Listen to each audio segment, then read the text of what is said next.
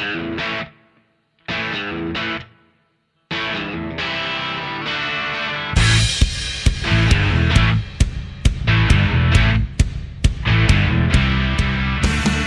it going, everyone? You're listening to Free Kick, the official AFLW fantasy podcast. Today I'm joined by Liam and Jono as we go through the Midfielders, one of the most expensive and most exciting lines as we get ready to pick the top 8 midfielders, have a look at some of the mid-priced options and discuss the rookies and the cash cows. How exciting. How's it going, specifically Liam? Oh, I'm going very well, specifically Mel. This is a high-energy episode. This is an episode all about points. This is the bulk of our scoring for the year. We have 8 to choose from this year. None of this, we've only got 5 business. We have so many options to pick from. I'm so keen. Yes. Jono, how are you as well, actually? Well, I'm glad not to be forgotten. I appreciate that for sure. It's because you didn't get it specifically. That's why. I didn't. That's for sure. I am very excited. As I said, I think this line has been dominated by 5 players for a very long time now. So it's very exciting to have, I suppose, a bigger breadth of players we can choose from, and I suppose some more mid-price madness coming to the midfield. Yeah, absolutely. So for the midfield line, we've got 29% of the players listed as midfield, but 43% of the rookies or new players. So there is a lot of cheap options and untested players to pick from in this line, which makes it very exciting. The highest averaging midfielder last season was none other than Laura Gardner, who took out the highest averaging fantasy player as well with her impressive 128.6. So we'll be looking to see if that's the score to beat this season. And the midline is always the most exciting because we see these absolutely bonkers high scores. Laura Gardner, 173 in round 7 against Adelaide last season. I think they might play Adelaide to start off with this season, so we could be in for a real treat if anyone's picking Laura Gardner, but more on that later. Couple of 165s, from Riddell and Marinoff, 164 for Bowers. These are the names you know and love. 158 for Jasmine Garner. These are some massive scores we saw last season. So very exciting line. But it does get tricky in the midfield. We have a very handy top 9 highest scoring fantasy players that just kind of sit leagues above the rest. So we've got 3 players that average more than 120, 2 that average between 110 and 120, and 4 between 100 and 110. So that's a nice, snazzy couple of players that'll fit into our premiums. And then below that, there's just a whole lot of kind of mid-price and then a big bottom end for the rookies. So, there's going to be some big concentration up the top, and then it's anyone's game. But maybe to talk us through that, Jono, who have you put as your top 8 midfielders this season? Thank you very much, Mel. Yes, there is a big gap between the top and the bottom, and I think the top 5 in particular are going to be absolutely no surprise to anyone. So starting us off, number 1, I'm going with Ebony Marinoff, the fantasy GOAT. I know she was knocked off her perch last season, but is undoubtedly the best player of all time in terms of the fantasy score. Has her last 3 series, if you include finals as well, her last 3 seasons have been 127.7, 143.1, and 126.5. Absolutely ridiculous numbers. So I see no reason why she won't be absolutely top of the table again in 2026. Are we just going to gloss over the fact that she's got a new coach? That's the big question, right? You said that there's no reason to doubt. I think that this is the most doubt we've had for Ebony Marinoff in half a decade. There is, and it is something that I did consider. My question is, there's no Hatchard anymore. Daniel Paredes, or Daniel Ponta, as she's formerly known, no longer alongside her in 2026. Brooke Boileau is gone. I think they just need Marinoff to be the best version of herself, and that is just getting the ball in her hands 24/7. So I imagine there will be a lot of changes at Adelaide this season. We're going to see new teammates running alongside her. I just think she's going to get it done anyway. I think the question is game style too. It was very clear that Matthew Clark allowed Ebony Marinoff to play the way that she did, that had high fantasy scoring, to constantly be the first tackler, to hit up for short marks and kicks, and a lot of the forward entries for Adelaide through the good times and then later on in the last couple of seasons, the bad times, involved Marinoff rolling around onto her left and getting it in deep to Gould and Ponta. it's a question now of whether or not that's still going to be facilitated. Is it going to be a more, laser-focused scalpel type of offense or in place of Ebony Marinoff's, sledgehammer style of ball movement at times? It would be remiss of me to say that she won't be an elite fantasy scorer, but I'm not certain right now, to say that, it's a guarantee that because these players are out, she'll still score well. I think there's a lot of game plan that still needs to go under the bridge. Yeah, absolutely. I can see she's going to be top handful for sure, because it is the GOAT we're talking about here, Ebony Marinoff. But yeah, a few question marks as to how high her scoring will be, and if she's got a little bit to lose, coming in so high. Well, I suppose this is the big thing. If you're going to spend this much money, it's a very risky proposition because you need them to be averaging 130 at the gate. But to move on to my second player here, it's another one who I think has the ability to go even higher than she has, but also another that I think there are question marks on. So this is Laura Gardner, who is priced at $1.38 million after a very, very impressive season in 2025. So she's the first player to average more than Marinoff in about 4 seasons, which is very, very impressive. She had 6 scores over 140, which is just incredible. And as mentioned before, the highest score of the season last year with 173. And I don't think this fantasy prowess thing is new to her either. She's been rising in average for years and was also an absolute jet in the VFLW for Geelong. So absolutely, this could just be her new normal rather than just a bumpy year. We could be expecting to see 130 average from here on out. The thing that I worry about is, one, you've got the return of Sophia Hurley and you've got a new coach. In a lot of the games that Sophia Hurley played last year, those are the games that she went sub 100 because I think that they do have a similar skill set. So I suppose there's a little bit of a role imbalance there. And then the other one is the new coach coming in. Are they going to be changing how they play? Are they going to allow Laura Gardner to be, the tackling accumulator that she has been in the last season?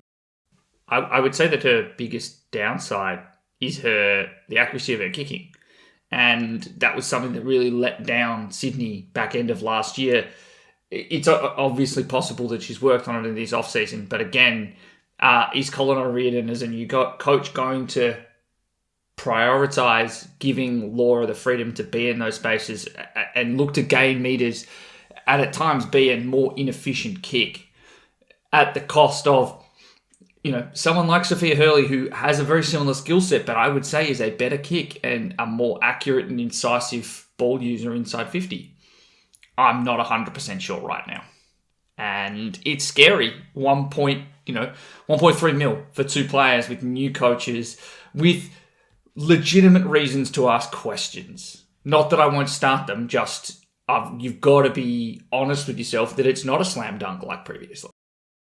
Yeah, and they're more than 10 points average above the next lot. So very expensive. If they drop down that 10 points, then you've just wasted a chunk of money in the first couple of rounds. But is anyone going to be brave enough to not start any of them? I don't know. We'll have to see. The third player on my list then, Liam, is someone you might enjoy a little bit more because this is a player where there's no question marks on their impact in a footy game. It is the actual go to football, Jasmine Garner. So priced at $1.246 million, and actually was a little bit below the others, 116 average last year. But when we look at last year, there's really 2 blights on her scoring history. The first was a 51 against Fremantle, and it's the reason we don't have Willow on this episode today. There was an ankle injury early in that second quarter that left her stuck on 51, your average quarter time score. And I think that's really pulled down her average. The latter was a 69 against Essendon, which was in an absolute gale. So I think it's not to say that game, you can just discount it on, that she did play a full game, so we can't really complain about that. But I think if you remove those from her average, those 2 scores, you get an average of 128.6. Her lowest scores were 106, 116, 117. It's actually a phenomenal season, just marred by a couple efforts. So I think Jasmine Garner just keeps going to a new level every season. I see no reason why North Melbourne's going to slow down at all this year. And I think that she's probably one that's, I don't know, maybe even a little underpriced, to be honest. Underpriced. Yeah. I mean, I think she has the most certainty amongst the top players we've spoken about so far. I think she's a pretty good fantasy lock. Nothing more to add. Yeah, wonderful. Wonderful. All right, I'll keep going then. I'll stick on North Melbourne just to try and keep the continuity, the success of these pitches going. Ash Riddell, pick number 4, priced at 1.297 million, averaged 120.9 last year. And also our current reigning AFLW best and fairest. There is nobody that accumulates the footy like Ash Riddell. She set the disposals record for a season last year at 532. And that's 105 ahead of the record, 150 against second place last year. It's absolutely crazy. She also broke the records for meters gained, uncontested possessions, second all-time inside 50 count, and contested possession count. So absolutely phenomenal season. My question with any best and fairest is generally, is it sustainable? Because that is some incredible numbers. And I know that usually we would worry about a tag. I think we've always worried about a tag in the North Melbourne side, but it's just hard to see someone doing that year on year on year. And it's hard to see someone tagging Riddell over Garner. Because as much as Riddell won League Best and Fairest, Garner is the player that will kick 6 and have 30. She did it last year. That wins football games 100% of the time. Ash Riddell can have 47 disposals, and yes, North will probably still win, but probably not by as much as in when Garner has 6 and 30. I know that that's a ridiculous comparison, but I think it's interesting. Riddell was certainly down on scoring in finals last year, but I think that's now a trend. Like the last 3 seasons, her scoring is certainly depressed during the final series. I think it's a case of until someone stops North's game plan and their stoppage work, then it stands to reason that both Garner and Riddell will be 115 plus. It might take Mia King or Ruby Tripodi to go to another level, to thin everyone else out, to give them a chance to accumulate more. But right now, at this point in the preseason, I don't see it happening. Yeah, I don't necessarily see anyone stopping her, but she didn't just beat everyone else in the comp by 105 disposals ever. She also beat her own previous efforts by over 100 disposals. So I guess maybe that's sort of where my head's at. But I do agree. I think Ash Riddell is pretty much a lock for that top 4 or 5 spot. I can't really see her dropping away too drastically. And then to round out our top 5 of the 5 players that have always been in our top 5, and as far as I'm aware, will always be in our top 5, we have Kiara Bowers. So a little bit of a veteran now, but there are a lot of doubters last year saying, she's a bit old, maybe this contested game style that she plays isn't going to hold up with the lower stoppages, but she just keeps getting it done. She had a ceiling score of 164 against Essendon, averaged 112 for the season, and had plenty of massive games in that sort of mid to late period that proved she can just keep doing it year on year. Now, I don't want to be the bearer of bad news, but back half of the year, a score of 92 in round 8, 101 in round 10, and only 80 in round 12. That is 3 scores that are 15 points below what we would normally expect from Kiara Bowers. Yeah, so she starts off the season strong, and that's what you want in your starting squad. I think not so much at the end of every season. I'm talking about someone who is 34 and who has more strapping tape than just about any player in the AFLW on their knees. I think that it's time to start asking questions if it's sustainable, because in that final 5-game stretch, Kiara Bowers was not the highest averaging Fremantle player. She wasn't the second highest averaging Fremantle player either, because it was Mimstrom and then, oh my goodness, what's her name? Gabby Newton. Those two were both higher averaging in that last 5-game stretch. I don't know, maybe the shine is starting to wear off. I think this could be the start of the downturn for Kiara Bowers. I mean, that's a big call because, sure, but I think also at that point of the season, once we got to those low games, to what degree was the season over when they played Adelaide in round 12? Round 12, I'm sorry, what was that, Mel? Remind me again, Fremantle, could they still make finals? I think so. Yes, all they right. could. Another it was question an here. Elimination final. We're talking about the 92, the 101, and the 80. What happened in between those rounds? 130 and 120. 130 and 120. Yeah, I know. I'm just... it's where you pick the stats you want to see. About 100 and then 2 sub-100 scores in a 5-game stretch for Kiara Bowers. doubt, like she's had maybe one of those stretches in 4 seasons. Look, that's why it's fair. It's fair. I definitely have her 5th for a reason, but I would be surprised if we don't get one more season of Kiara Bowers being the fantasy jet that she is. I'm expecting her to be in the top 5 still. I'm not necessarily suggesting that we start with her.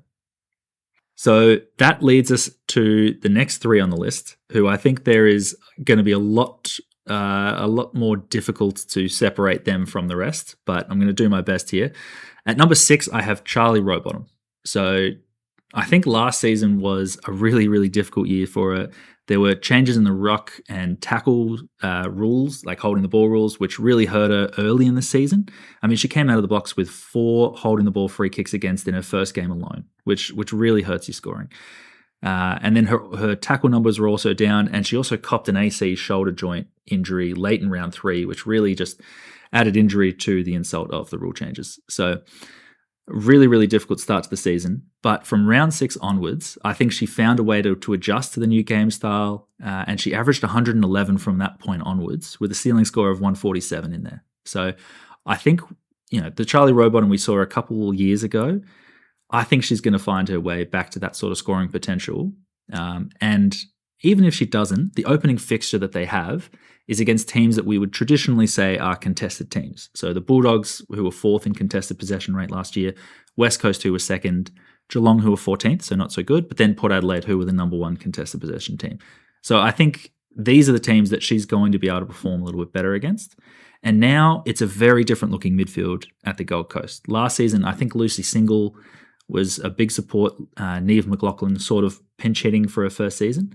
But beyond that, it was a very you don't have sort of the A graders that you would expect. Whilst now they have Anne Hatchard to add to the mix, as well as Daisy Darcy. So I think it's going to be a much stronger group, and hopefully she can get a little bit more support from them. She had the same market share of points last year as she did in her highest averaging season, which is 2023, when I think she averaged near 110, and she averaged 10 points fewer last year.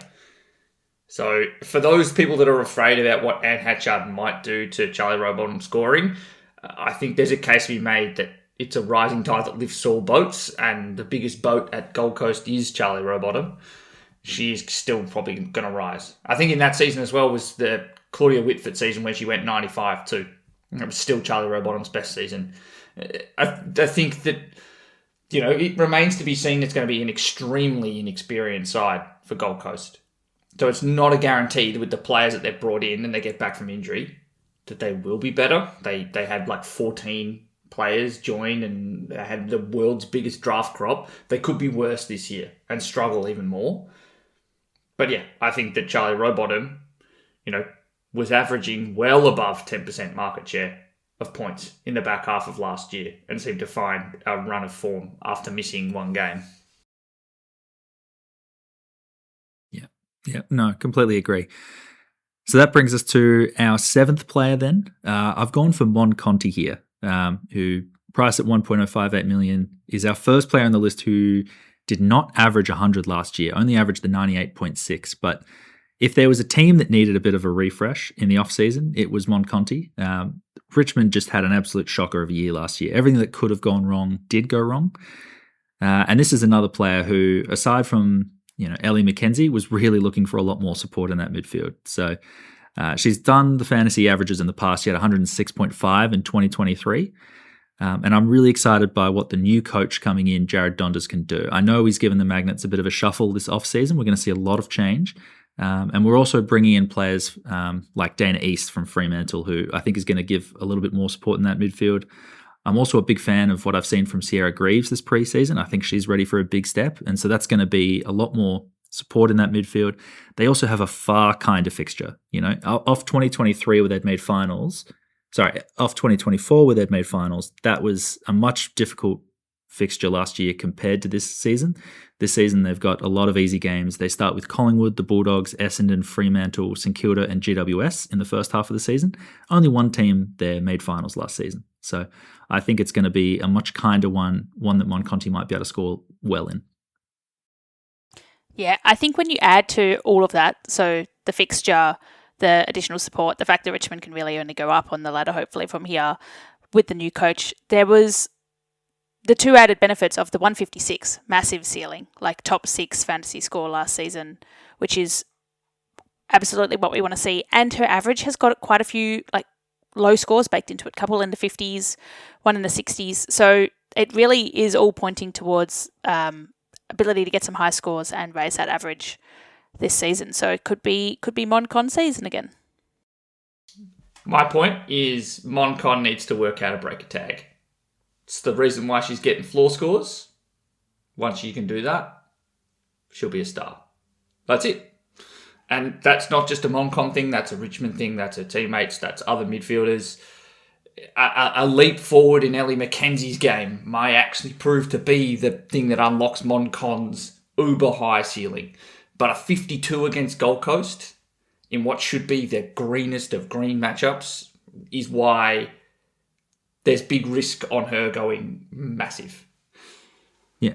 I mean, I definitely think the tag is something that the whole team needs to contribute to. And I think having the new coach helps there because I think she was previously just kind of left out to dry. And I also think Ellie McKenzie's coming along. I mean, she kicked so many goals in their wins last season. And when she was quiet, Richmond were quiet. So I think hopefully that's one that helps there. Finally, though, I'm going to jump on to our number 8 player just because this segment keeps going and I can see Mel is getting very frustrated with my tardiness here. Oh. Georgia Nanscorn is my 8th player here. Averaged 102.3 last year. I don't know if this surprises you guys. I know that we knew that she was coming into the league late after having a career in hockey, but she's actually 34 as well, so the same age as Kiara Bowers. But again, I don't think the signs that she's slowing down are there because she's incredibly consistent. Her tackling has always been fairly good, but took a big step last year. I think she averaged over 10 tackles last year, which is top 3 in the AFLW. And this year, again, the Bombers have a much better fixture.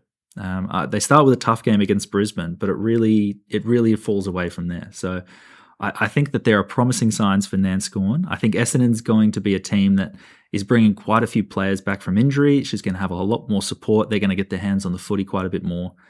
Essendon's also a high possession team when they want to be, when they get the game on their terms. So I'm hopeful that that's something that will benefit Nanscorn this season.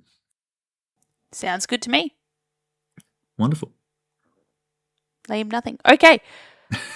Well, that was a very extensive top 8.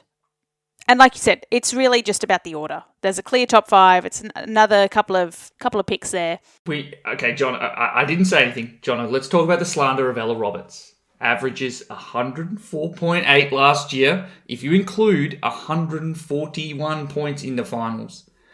I think that she has potential to go top 5. I think she could be better than Charlie Rowbottom.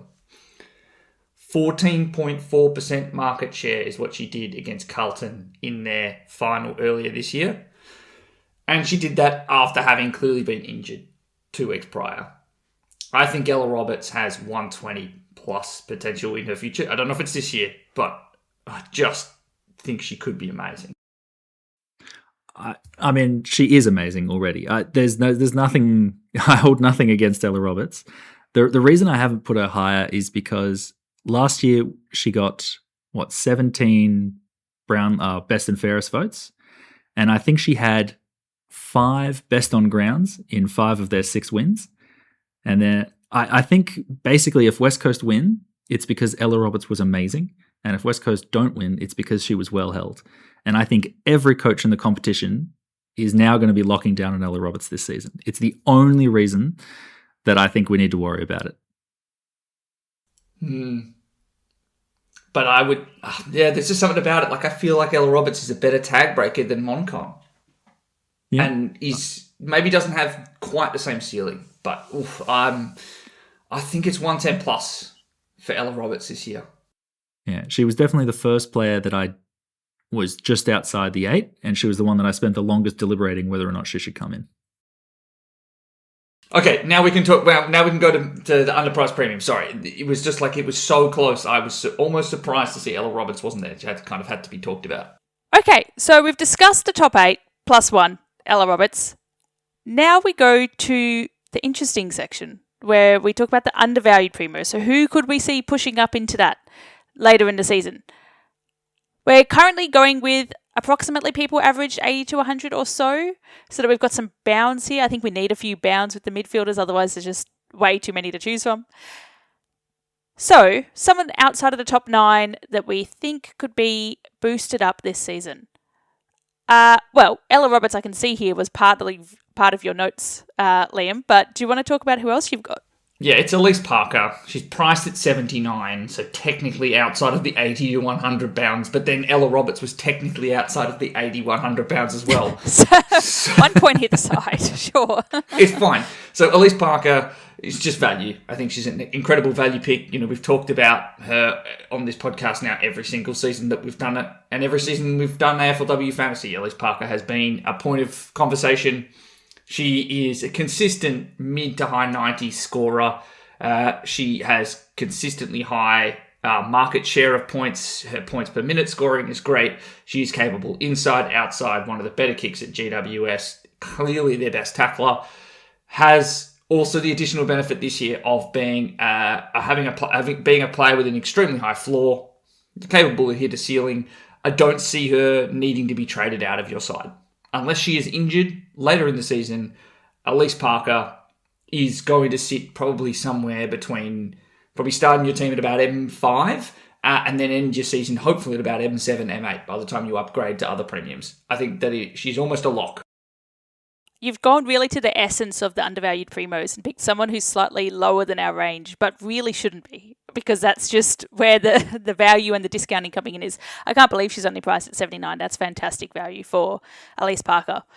I really like that. Another person, though, that I'm also very keen on, and unfortunately, you know, we've got 3 additional spots in our midfield this season, but it's still not enough to fit all of these players. I'm going with Georgie Prespakis. So priced at 93.8. I think that she is absolutely ripe for some fantasy improvement this season. Last year, she had 4 scores below 75, so pretty decent floor. But otherwise, 6 scores bigger than 100 and 1 score over 120. So that is just some fantastic upside and ceiling we can see there. For that represents at least 10 points of average, pushing her up into the hundreds and competing with the top. She has by far the most running at Geelong. So she is their absolute workhorse there. And she's really lifted her game as well since 2024. So really came into her own in 2025. She also leads the league for centre clearances and is the 3rd for contested possession. So she is incredibly vital in that midfield. She is getting the ball. She's disposing the ball. This is what we want to see from a midfielder. I think that Georgie Prespakis is someone that we've been keen on, or I've been keen on since she debuted and made a very impressive first season. I think that she just keeps getting better and better, and I reckon this is the year that we finally see her inching up into the primos. Yeah, I mean, absolutely fantastic last year. And it was good to see. I can't remember whether it was a quad or a calf injury that she was playing through in 2024, but it's nice to see her sort of at full flight, because she is just one of the best line-breaking players that you have in the competition, let alone the Geelong team. I'm really curious by what having a new coach in Mick Stanier is going to do for her, because I feel like Stanier is one of those coaches that really loves a role, a dedicated role for a lot of his players. And so, you know, does Prespakis kind of get let loose in the same way she has been? It's going to be really interesting to see. Yep, the new coaches are really hurting our midfield this season. There's just a lot. I suppose we got to keep tabs on in this preseason. A lot of these match sims that are happening at the moment, and the practice matches that are coming up this weekend. So very, very exciting. Well, I suppose my player that I've gone for as an undervalued primo is another under a new coach this year, Abby Dowrick, who is coming under the new coach Glenn Strawn at Port Adelaide. Now, Abby Dowrick is a terrific tackler and accumulator, but geez, Port's game style has just been the worst thing for fantasy scores, and who knows what Glenn Strawn is going to do. We've seen a little bit of promise coming from that interview we did with Molly Brooksby, with a few reading between the lines that we got there, which might suggest that we'll be able to have a bit more of a less contested game style going forward. But I think until we see it in the season, it's a bit of a mystery. But Abby Dowrick, so has incredibly high consistency. She is absolutely their best midfielder. She averages the most disposals, most tackles, had the second most CBAs at the club.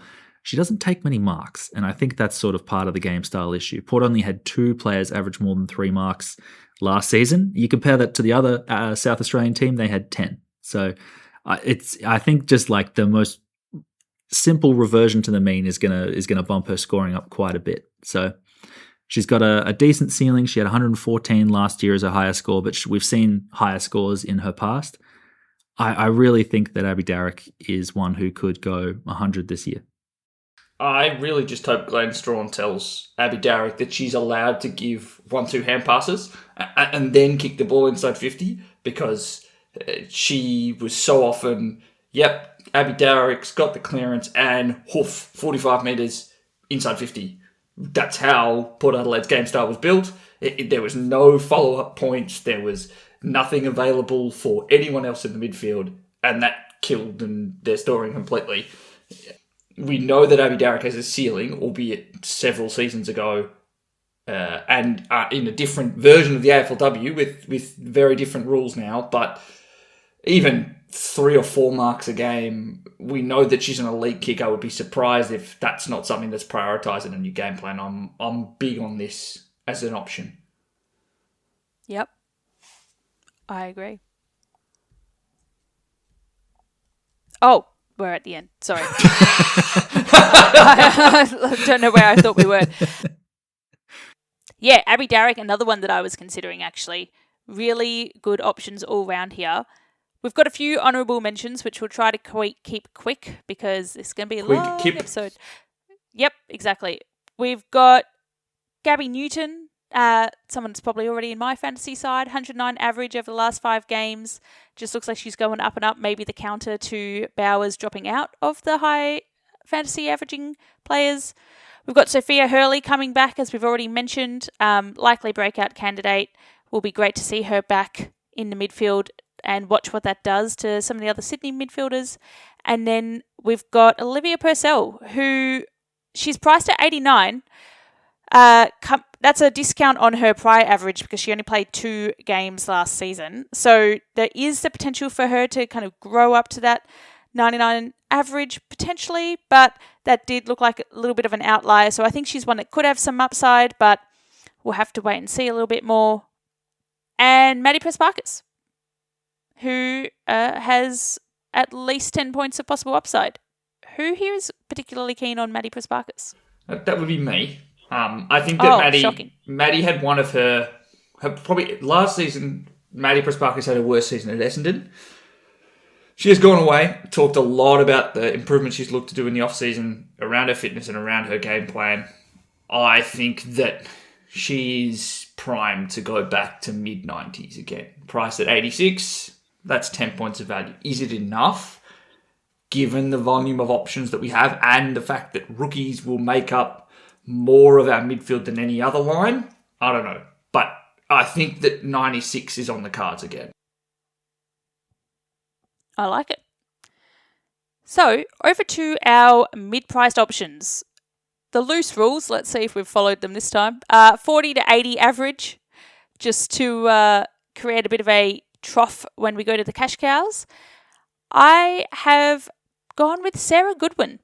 So, priced at 68.8, I think she is going to be quite an interesting one. We saw her get some more CBA time at the back end of last season, and it really saw her scoring lift. So as she kind of shuffled out of defence into that role, we also know that she has a huge ceiling. 116 and 117 from last season is phenomenal. That's almost double her score, where she's coming in priced just under 70. So I love that upside. And there's a really big CBA role gap opening at Adelaide, which we spoke about quite a bit on our Adelaide episode. But with the Adelaide's 4th, 5th and 6th highest CBA rotations from last season not in the game this season, there's going to be a lot more opportunity for more players to rotate through, have a bit of a longer time, have a bit of more of a higher share. And I think Sarah Goodwin is likely to be one of the main recipients of this upside. Yeah. And I have to say, the fact that her start to the season, which, she was still playing in defence, didn't have that midfield opportunity, isn't priced in, this back half of the season is really what we want. I think there is Yeah. a little bit of upside here. Yeah, I'm a fan. And hopefully, new coach does not ask Sarah Goodwin to play any tagging or defensive roles. One, it killed her fantasy scoring. And two, she was bad at it. So good on Sarah for being bad at it so you don't get asked to do it We again. love that. Yeah, we love that. Weaponized incompetence, no? Oh, absolutely. That is weaponized fantasy incompetence. I am all for it. Football-wise, I hate it. Good on you, Sarah. It burns my eyes to watch. Fantasy-wise, I love it. So, who have you picked then? Out of the 5 names you've listed here, which one are you going to talk about? Show some self-control and pick one. Okay, so for reference, I put a whole bunch of names down, and and they kind of speak to the fact that there's some midfield groups that have a bunch of options in them, mainly Carlton, who we might talk about in a minute, and then the other team I wanted to talk about is Collingwood. You could also talk about Port Adelaide, so Piper Window and Shanae Goody, both mid-priced options we could. But I think Collingwood, it's Mattia Breed and Bree Davey, who both speak to me here. I think we've realised that there was a really sore. Well, there was a big issue with Collingwood last year in that they struggled to find enough bodies to put through the forward line and through the midfield. They were really experimenting. Ruby Slisher became a forward in the back half of the year. Ellie Runnels went into the midfield. What they were lacking was a big body tackler, but an explosive player outside of stoppage. So they have Carly Ramos, who is a great defensive stopper option, but doesn't really display that explosion coming out of stoppage. And I think that one of Bree Davey and Mattia Breed can do that. I think the player that is a more tantalising option for me is Mattia Breed, given the price point. She's so cheap at like 500 and... Done. Yeah. 500k. Like, extremely cheap. Comes in with a full season's worth of discount. It was what we saw at the back end of her final season that she played, which was 2024. We saw some games full-time in the midfield with a 99 and a 78. I think that there is a 70, 75 averaging midfielder in here, priced as cheaply as she is. I think the opportunity's there. The counter to this is Bree Davey, who has the pedigree, but I think has more capability as a forward, which is where Collingwood are most sorely lacking. Yeah, and I think something that gets, I guess, forgotten is that season may have been like a breakout midfield role for her, but she was carrying that knee injury that she ended up getting surgery for when she came to Collingwood. So I think there's a lot of upside for Mattia Breed. I just really hope we see it because she is such an explosive line breaker. The question I do have about Mattia Breed, and I want to see it in the practice matches and the match simulations, is time on ground. Like in the last season we saw at Hawthorn, it was 60, 63, 65, 56, 63. That's her time on ground for those final 5 games. I would like to see that in the 70s to give me hope that a 75 average is capable. I think she's a points per minute type scorer. I have questions about whether or not I can pick her if she's sitting at low 60% time on ground. I kind of want to open it before though on Bree Davey though. She's got the pedigree. She's been a uber premium or near enough in previous seasons, but that was 4 or 5 seasons ago now. She's not looked healthy for 3 years. And is she going to be playing in the forward line or is she going to be spending most of her time in the mids? I kind of expect her to play more time in the forward line to start the year. I think it's tough with ankle injuries where you've got to spend so much time off your ankle. You just can't keep that long-term fitness going up that you need for your, that midfield role. So I imagine they'll start her in the forward line and probably move her towards the midfield as the season goes on. I also think she's going to be severely underpriced. I think she will go up. I'm just not sure. I'm not sure I can do it because she's burned me a few times now. So I think I've just got to opt out of that one and say good luck to those who go with her if she does succeed. She's got too many red flags to make the upside enjoyable. Like, you would be, if I picked Bree Davey, I would expect that I need to get upside from this given how risky she feels. And if I didn't get it, I would be pretty pissed off. So, I don't know. I think it's I would need to see a little bit more before she became more of a lock. And by then she's probably lost her upside. It's a tough pick, though. I can see why people want to do it. If we had a draft platform to do, I'm happy for that to be someone else's problem. Someone else's draft pick. Yeah. Could be great, and good on them. They get that, but yes. Yeah. Exactly. Well, I mean, we glossed over the Carlton of it all. Jono.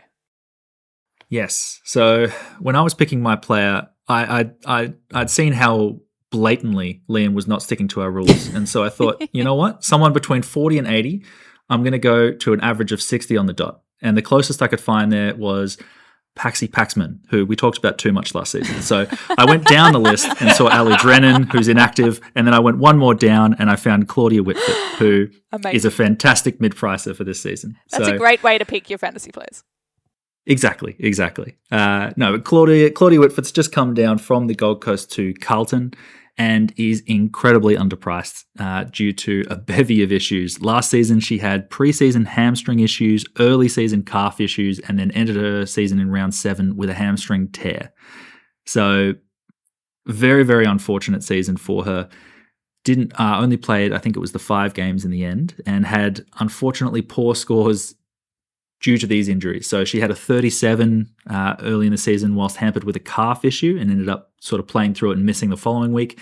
And then in round 7, she had a 30 from just 16% time on ground. So is very, very cheap for us. But if we look at her prior seasons, in 2023, she averaged 96.7, was the club best and fairest for the Gold Coast.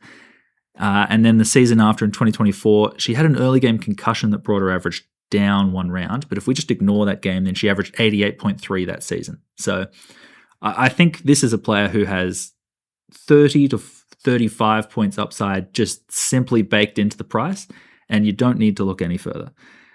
The only question mark on her really is the incredibly large midfield group at the Carlton Blues.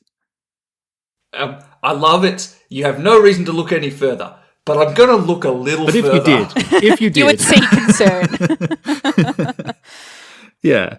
Look, I think even if she doesn't go the 35 high, she's still going to go at least 15 to 20. So I think the upside is there. But let's talk about this Carlton midfield group, because you've got Mimi Hill, you've got Abby Mackay. Last season, I don't know if you guys saw it, Lily Goss was actually one of the highest CBA rotators they had. You have Keely Sherrar, you've got Maddie Gearin, you've got Aaron Fitzpatrick, you've got Dana Finn, you've got Brooke Vickers, and then also coming along from Adelaide this season in trade is Brooke Boileau. All of those players, with the exception of Brooke Boileau, because she was at a different club, had pretty significant midfield minutes in at least one game, if not way more. So I have no idea how they're going to manage this group. I mean, I can see some players that maybe fall out of the rotation, but even still, you've got a very large group to work with. Are you of the opinion that Brooke Boileau may have stayed at Adelaide if she knew that Chelsea Random and Daniel Ponta weren't going to play this season? Because she moved for opportunity, and now she's gone into a midfield that is more stacked and has left a team that is now dying for her position. Not dying, but they have gaps. Right?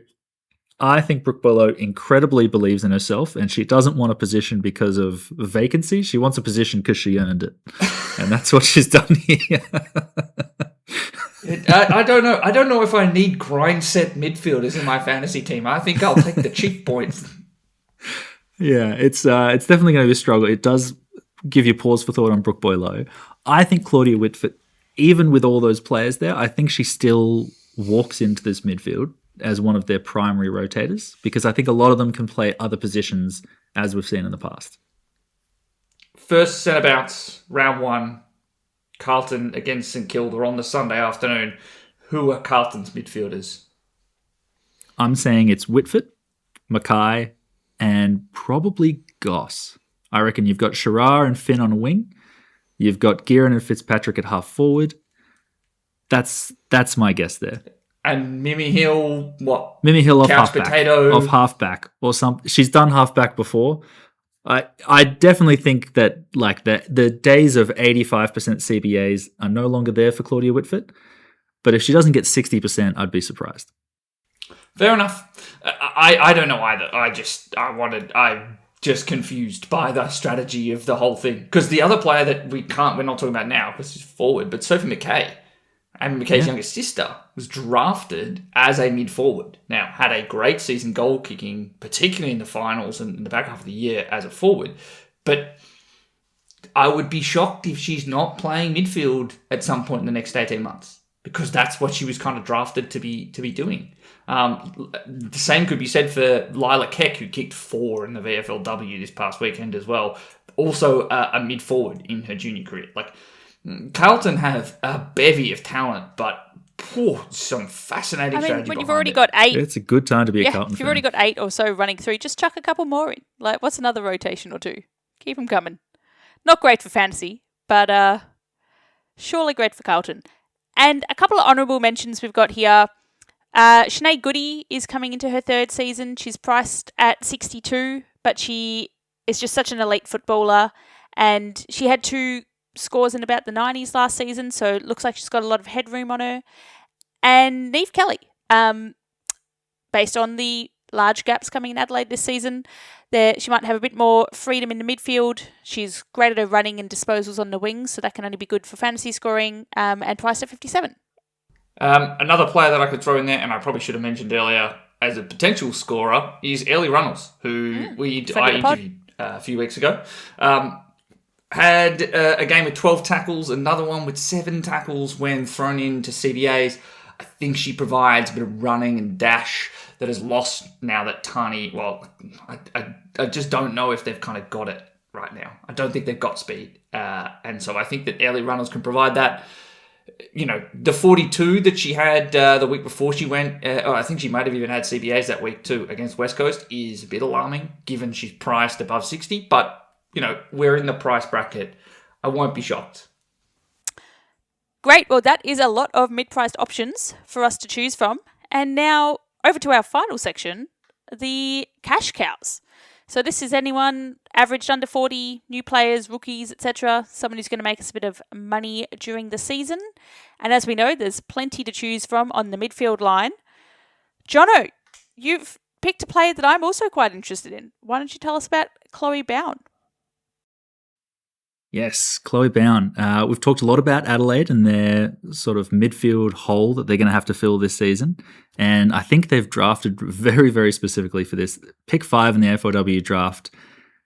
Chloe Bown looks an absolute talent. She was the best and fairest winner in the Coates Talent League. She averaged over 29 disposals, 4.6 marks, 5.7 tackles, 5.7 clearances, 7.2 inside 50s, and had a whopping 125 fantasy point average, which there's not like a collated list, but I've been going through a lot of the rookies. I haven't found anyone who's averaged higher. So I think a very, very strong candidate here for your rookie bench. She also averaged 110 fantasy points in the AFLW Under-18 Championships. And in the match sim against Freo last week, she did play in the midfield. I know it's just a match sim, and I think at one point they were running 3 rookies through the midfield, but Coach Ryan Davis was very, very positive after the match, saying she was terrific, very clean, and her contest and aerial work were a highlight, but also complimented her contested game and her ability to hit the scoreboard. So I think really she's ticking all boxes early this preseason, and if she keeps that roll up through the practice games and the match sim to come, then I think we're going to see her lining up in round 1. I absolutely love it. She seems like such a lock for that midfield rookie position. And to complement pick number 5 in the AFLW draft that you've spoken about, I've gone with Ava Usher at the Gold Coast Suns, pick number 4. She's coming in a little bit more expensive as well, being such a high draft pick at $270, but I think it'll be worth it. We heard from the interview earlier this preseason with Lily Mithen that it's looking like Ava is going straight into the midfield and is likely to be someone that we see starting in round 1. And it's no 125, but 88 average in the Coates League is also a very decent score. So I think that she's coming in with some fantasy scoring potential there, noted for her strength and speed, which is what we want to see for someone who's breaking out in the midfield. I think that she has high likelihood to start and then high likelihood to make an impact. And Liam, round us out with your 2 picks. Okay, fine. I'm sorry. I came to the run sheet after other people put their names in, so I just put bulk names in. Sorry, I don't want the people to have more information. All right, you guys went with pick 5 and pick 4. I'll go with other high draft picks. I'll go with Sonny Lappin, also a high draft pick, and then Kira Yerbury, who was pick 3. Both look to be filling acute needs for both their sides. Sonny Lappin, 107 average at the under 18s. Yeah, I was going to say, I'm pretty sure that Ava Usher wasn't pick 4. That was Sonny Lappin. Yeah. I think Ava Usher may have been like a little Just bit later in the draft. that. So we nearly had them in a row. But you had me questioning my research. Well, me too, and alas. Sonny Lappin, 107 average at the under 18s in 2025, 91 in the Coates League with the Suns Academy. Looks to be the complete modern midfielder, explosive, capable by hand and by foot, and there is a desperate need for more talent on the Gold Coast. I don't know if she'll start in the midfield right away. It sounds like Ava Usher may have a bit more of an inside track to be the full-time inside mid, but I would not be surprised if wherever Sonny Lappin is playing, she's averaging 50 plus right out of the gate. Yerbury has a lower average at the under 18 champs, only 83, but a 94 average at the Swans Academy in the Coates League, not GWS Academy, the Swans. So was poached early. I think she's going to be an in and under player. And again, this is another team where I would be shocked if a Brodie Mowbray type player is getting bulk midfield minutes over Yerbury, given the golf in draft capital spent between them. And I think that there are a lot of outside runners now at the Suns. I suspect that it's a need for a secondary inside extractor. That's what's really missing in their midfield group. Yeah, I think both will be popular. They're both obviously expensive, but thanks to the powers that be giving us a whole bunch of extra cash and some cheaper rookies, them both being under 300k, I think you can fit all 4 of Bowen, Yerbury, Lappin and Usher in your midfield. Absolutely, and if you want some more variety, got a couple of honourable mentions here, but I will defer to whoever has jotted these down to elaborate. Okay, yeah, that would be me, because I couldn't resist putting more names down. So Mia Russo, just a name to throw out there. I think about an 80 average of the under 18 champs, but does sound like she is impressing so far at West Coast training. The one name that I think is absolutely fascinating, and it's not someone who went in the draft. It is someone that didn't go in the preseason draft. It is someone who is an injury replacement player at Adelaide. So yes, we're going to talk about the Adelaide midfield again, and it's Juliet Kelly. Average 30 disposals, 2.3 marks, and 7.5 tackles in the waffle. And that is for 110 fantasy points this year.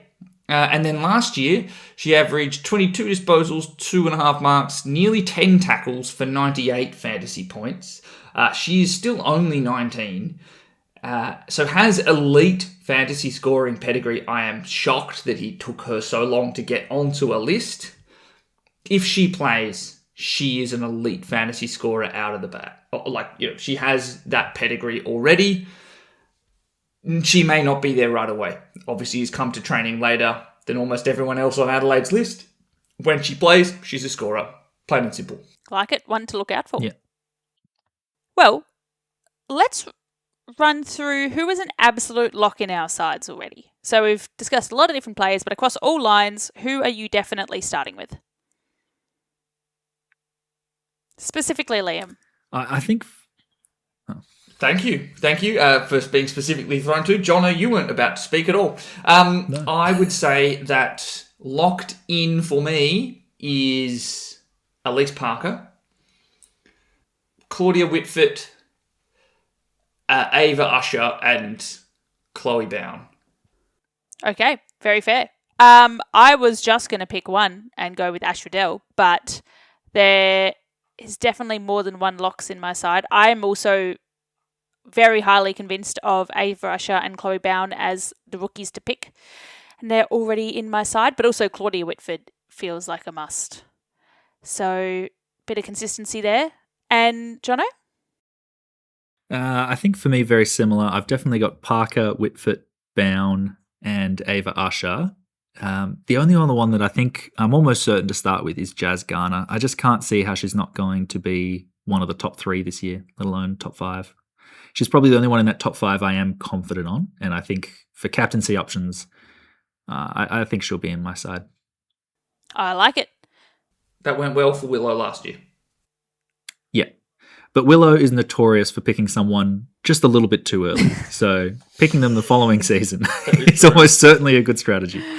Yes. What we should do is go back and listen to last year's recommendations from Willow because they'll be relevant now.